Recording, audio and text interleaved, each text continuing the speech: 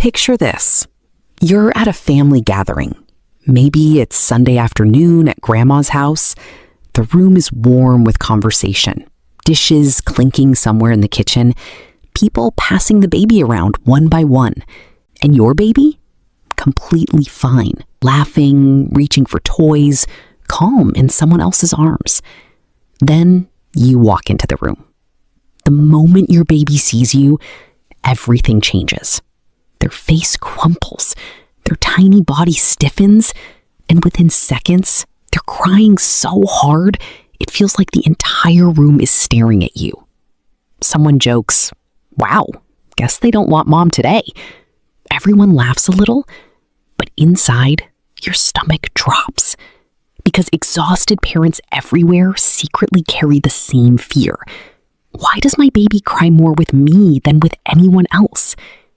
And here's the heartbreaking part. Most parents completely misunderstand what those moments actually mean. Because a baby who cries hardest with you is often not showing rejection. They're showing trust. In fact, attachment researchers have observed for decades that babies tend to release their biggest emotions in the presence of the person who feels safest to them. And once you understand what's really happening in your baby's nervous system, you may never hear their crying the same way again.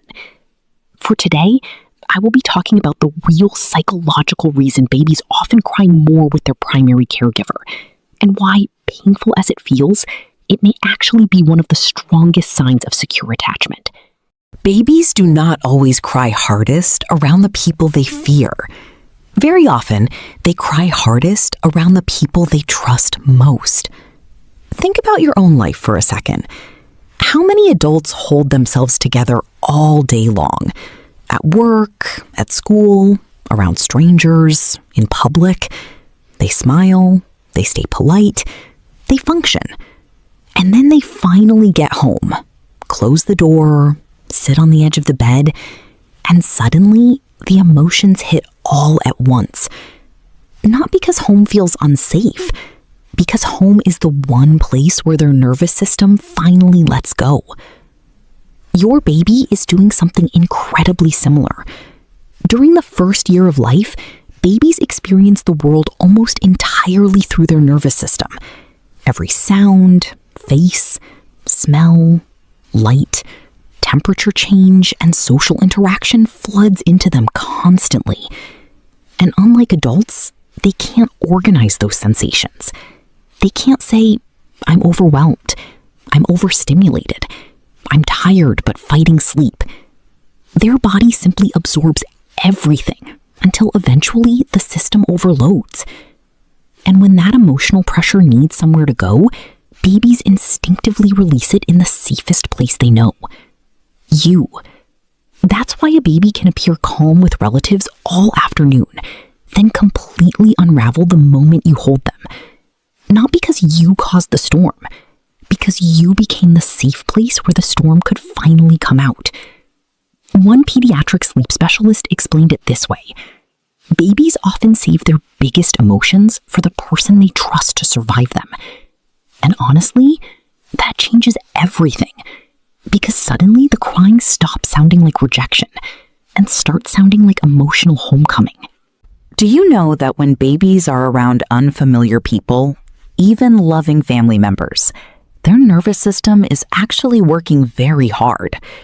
We tend to assume a quiet baby is a relaxed baby, but that isn't always true. Sometimes babies become unusually calm in unfamiliar environments because their brain shifts into observation mode. They're monitoring, studying, adjusting. Their body is essentially asking, is this safe? What happens here? Where is my person? And because of that, many babies temporarily suppress emotional release until their primary attachment figure returns. Then the second you walk through the door, everything spills out. You can actually see this happen in real time. A babysitter says, "Oh, they were fine all day." And then you take the baby back, and suddenly it's full body crying, back arching, tears, desperation. It feels personal. But psychologists describe this as reunion behavior, a well-documented attachment response where the return of the safe caregiver unlocks stored emotional tension. Your baby isn't saying, "You upset me." They're saying, "You're finally here. I don't have to hold this in anymore." And honestly, when parents understand that, they start holding their babies differently. Less frustration, less self-blame, more compassion. In addition, your baby can feel your stress, not in some mystical way, in a biological way. Researchers call this emotional co-regulation. A baby's nervous system is immature at birth, which means they constantly borrow emotional signals from the adults closest to them. Your breathing, your muscle tension, your voice, your facial expressions, even the rhythm of how you move. Your baby is reading all of it. That's why there are days when nothing seems to work. You feed them, rock them, walk the floor at 2 a.m., try white noise, try singing, and somehow they still won't settle. Meanwhile, you're exhausted, overstimulated, running on almost no sleep, silently panicking that you're failing. And your baby feels that internal storm, not because you're a bad parent, because human nervous systems are deeply connected. There's a reason experienced midwives and pediatric nurses often tell parents something simple before soothing a crying baby. Take a breath first. Not because breathing magically fixes babies, but because calm is contagious.